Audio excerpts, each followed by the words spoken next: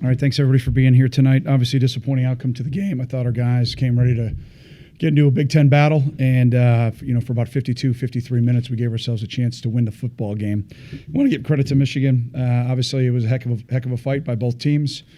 They found a way to make a few more plays, and obviously, than we did in the second half. We've got to obviously do a better job of taking the ball away defensively, not giving up explosive plays. Run numbers get a little bit skewed because of the sacks. And that is what it is. It should be a pass play, not a run play, but that's for a different press conference, not for today. I thought our guys, for the most part, defensively, really battled. We had a couple of one-man breakdowns that we're going to look at. Was it schematics? Was it fundo? Was it technique? And we'll get that corrected. And then, offensively, it just seemed like the plays we made in the first half, we went 0 for in the second half. We had slant throws that were there, that were on the spot, and we get hit and we drop it. We end up throwing some no-hitters, and obviously Clayton then doesn't have the kind of time that he needs. So I really liked our plan, but I will give credit where credit's due. I thought Michigan's front dominated the second half, and that was the difference in the game. So with that, how about some questions, please?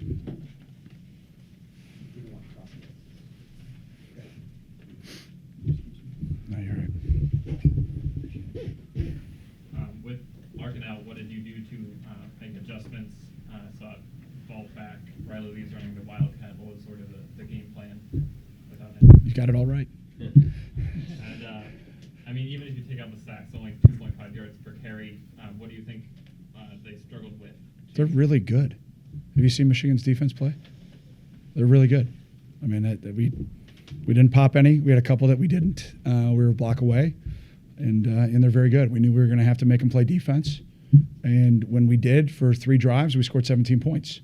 When we went 3 and out, we didn't make them play defense, right? So the plan was to get first downs, do what we do, and to credit them, they got stops in the second half. So I think they're really good. I think I said that Monday, that this might be the best defense that we've played in a while, and I don't think our guys shied away from the fight. I just don't think we made any plays down the stretch, and our discussion was pretty clear on the headset. We got to go win our one-on-ones, and obviously they won more than we did. So credit to Michigan.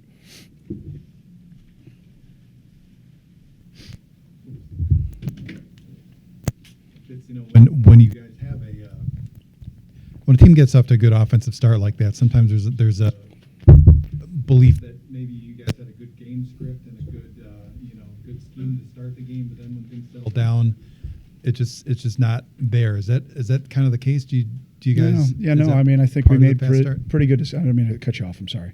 I think we made really good discussions at halftime and adjustments that, quite frankly, just didn't work. And it's been a couple weeks where you sit there and you look at some of those plays that we got right there in our hands and we don't make them. And so that's frustrating. Offensive football, man, is really ugly when it's not clicking.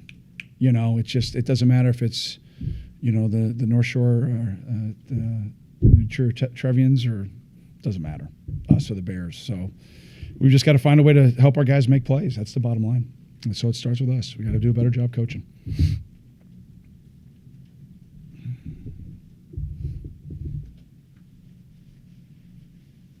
You've mentioned a few times when, 1 second is off in the timing, the offense can kind of get ugly. How can you try to alleviate that and kind of fix that mid-season? What are things you can do in practice to try to get that timing going? Well, if it wasn't going the whole game, I'd have major concern, right? Right? It was going there for a while. So a couple things. Number one, when you make your adjustments, a lot of those sometimes have to do with one-on-one matchups. And we felt like we weren't winning some one-on-one matchups in some areas, so we made some adjustments to help those guys. And then the one-on-one on the other side lost. So now what do you do is now you got to try to make the perfect call. And to credit Michigan, they knocked some balls out that we have in our hands.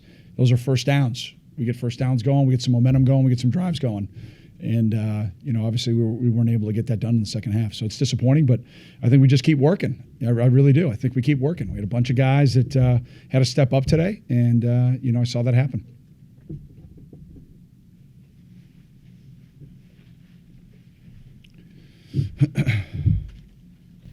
Fitz, you have a feel, without having seen the tape, a feel for why Higdon was able to go in on that 5-yarder essentially untouched on that touchdown? Yeah, we had a breakdown in communication. Yep, we had a breakdown in communication. They went into an unbalanced formation. We actually practiced it this week. That's what's really disappointing. So, yep, one of those days, my friend. One of those days when it's the exact play you practiced. So, got to look at why. I got to look at why. Whether or not it's scored or not, that's one thing. The why we had that issue, to me, is what we need to fix as coaches. Are we asking our guys to do too much? Why are they thinking? That kind of stuff drives me crazy. See ball, sick ball. It's not real hard. Formation wasn't hard. We practiced it this week. So I'm not going to ever put it on the kids. It's on us first. That's what I just told them in the locker room. For us to make that kind of mistake in something that we practice is really disappointing. So it can't happen. So we can't allow that to happen. So biggest question I'll ask the guys on Monday when I see them is, why were you confused? Or why did we have the miscommunication? Because it was a one-guy breakdown. So, Just curious, you call those 2 timeouts before they punted. What was up there? at the end of the half? Well, we had Nate go down, so we had a substitution issue because Chris wasn't sure if Nate was in or not. And then they changed the formation, and I wanted to make sure that we didn't leave anybody uncovered. I don't think that impacted the game. Twitter was all curious about it. You know what's so great about Twitter? Nothing. I mean, zero. If you live your life on Twitter, well, it's another press conference. Oh, Paul, don't do that. You're wasting your time. You are wasting your time. I'm going to start my own thing. I'll talk to you guys off the camera. I've already got the T-shirt ready and the hashtag. Were you concerned about fatigue defensively in the second half with all those short drives? I mean, was it just execution, or were guys getting worn down? Had some guys? No, I don't think we were worn down at all. We play a lot of guys. No, I don't think fatigue's an issue at all. I think we're in really, really good shape. I think we got to get some first downs. That would help. Best defense is an offense that gets first downs and drives. Best offense is a defense that gets stops and turnovers. That's why you play as a team. Can you share a little about whether Nate and Newsom's injuries are severe? No idea. I literally came from radio to here, so I haven't even met with our medical team yet. I'm sorry, I don't have that. You said 2 weeks ago that Kubender had been struggling with a torn something. Mm-hmm. Is he feeling better? I think so. Obviously, it looked like you trusted him more in a longer field goal situation. Well, it was fourth and a gazillion, right? So kind of in no man's land. I kicked the ball pretty well this week in practice. So I've got great confidence. I haven't had bad confidence in Charlie. I've had great confidence in him. But, a lot of those times it's amazing, when you go for it on fourth down and it works. I'm a genius. When it doesn't, you're a goat. So it's trying to win. Do you think him making this will influence future decisions about maybe to send him out there more often for 40, 45-yard field goals? I'd have to see the ebb and flow of the game, where things are at. But I've got great confidence in him from 50 or more. That's what he makes in practice. So it's got nothing to do with confidence in Charlie. I got great confidence in him. You guys started 2-3 last year, and the offense looked awful, and then you went on a run. Yeah. Does that make you think you can do it again this year? No, I don't think anything in the past makes you think you can do anything in the future. I think you have to work at it. I think last year's group of offensive linemen, I think, took it upon themselves to stop getting their rear ends kicked, and they did something about it. And I'll have to watch the tape, but I really think it started up there. Those guys played with an attitude and executed efficiently. And we've got some pups in there fighting, and I'm proud of them for going in there. But we've obviously got to do a better job coaching them to get them to be consistent, because it looked like fundamental technique issues today, where we're letting we got help on the outside, we're letting guys go inside. That just can't happen. So it looks like a young player trying to do too much. I mean, I've been that guy. I've been in the arena and had a play before I was ready mentally, and especially physically. And you try to do too much, and the game's going fast. And for some of our guys, it looks like it's going a little fast on them right now. So we got to help them slow it down. Doles didn't play at all, and did Blake play a little bit? Just a little bit, yeah. Yep. Last three games you talked about our offense having issues just executing. Is it the same kind of things they're struggling to execute, or are they fixing things one week and another week is springing up? Yeah, I wish I could tell you it's just one thing. We'd go do that like all day on Monday, Tuesday, and Wednesday. Again, it starts with us as coaches. We've got to make sure we're giving our guys a plan that give them the opportunity for what they can do to be successful. So I look at every outcome of the game that way first when I watch the tape tonight. Then the next thing I do is I look at the one-on-one matchups. Did we lose because of fundamentals? Did we lose because that we had a mismatch and we should have helped them more from the scheme? Did we lose because we just didn't win the one-on-one from a standpoint of throwing and catching? And then you look at the finish of the play. Did we actually fight through the finish, through the echo of the whistle? So there's a lot that goes into each play with each guy, and each position's different, right? A lot of those things I just mentioned don't really affect Clayton. That's more decision making. Did he get us in the right play? Were there opportunities for him to get the ball out of his hand? Does that make sense? Same thing with the running back. So, from a standpoint of where they targeted their run, why did they cut back? Why did they bounce? Things of that nature. So it's not just like, hey, line up here, we win. I wish it was that easy, but we're going to continue to work at it. I promise you that. And I trust in the character of this group of guys. And we don't have to worry about anything other than ourselves. If we just keep working and keep grinding, they'll get better. Because I think they made a lot of improvement over the last 2 weeks. It just didn't necessarily end up in the outcome of the scoreboard. Thoughts on the tailback situation now in the first game post Larkin and going forward? Statistically, probably played the number one defense in the Big Ten as we sit here today, 4 weeks in. I think all three guys ran with some authority that got into the game. I think all three guys stepped up. They went into the week not necessarily knowing that they were going to be in this role, and now all of a sudden they are. So I think they'll do nothing but continue to get better.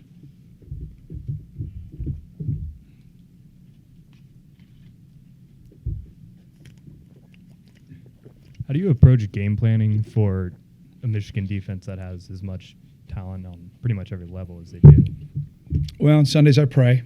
It's usually what I start the week with, and then we go to work. We look at, you start from the front to the back. You look at, you look at everything. You look at what they're doing structurally. You look at what they're doing schematically. Then with that structure, you then look at their personnel and where you think you've got some matchup challenges and where you need to give some guys some help, where you think you have some matchup advantages and where we can go attack. How we anticipate they'll adjust. What will they go to? What will we then go to once that happens?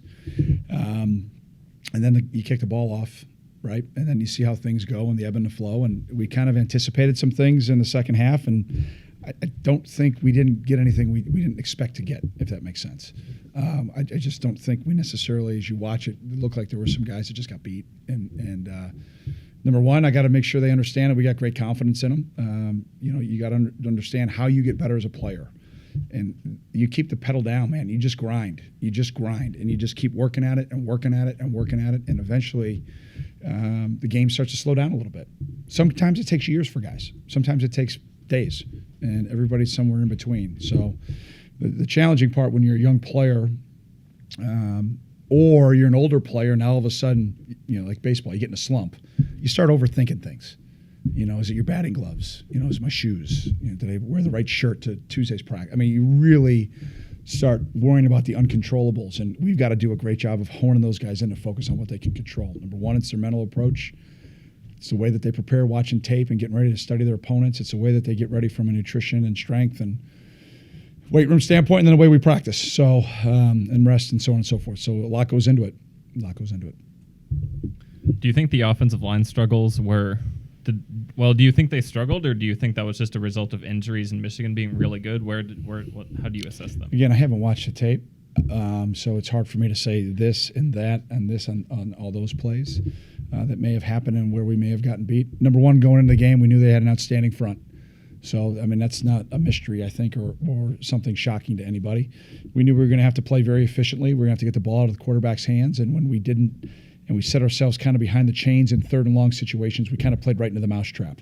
We played right into their hands. That's what they want. And, it looked like we were just kind of a step away or a throw away or a catch away or one more second block away.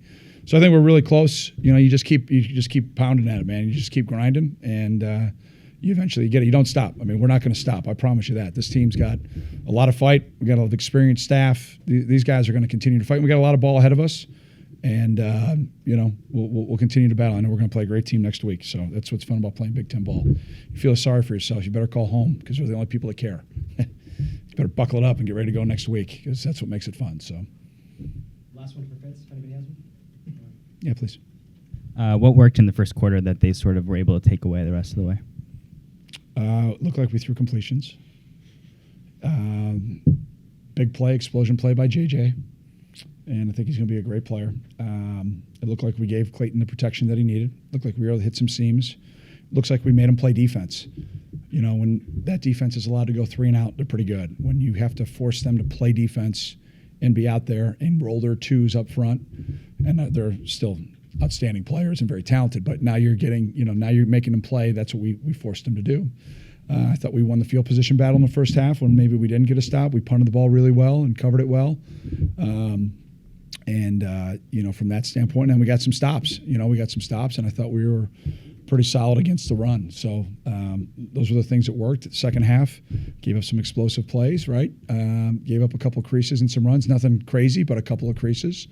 And then, we just couldn't get ourselves in third and manageable. We're in third and long against an outstanding defense. It's just a recipe for disaster. But, we wore across the country the patch, Coach Secure MD, and it's obviously just a terrible disease. And our visitor today made me this really cool purple wristband that I wore in his honor. So puts everything in perspective. It's tough to lose football games. There's no doubt about that. But I hope that our fans can, go obviously to the website, Coach Secure MD, and support this great cause, because it's a terrible disease, and hopefully we can help out these young men that are afflicted by the disease, and hopefully we raise some awareness and raise some money. So appreciate everybody. Have a safe night. Go Cats. Thanks, Coach.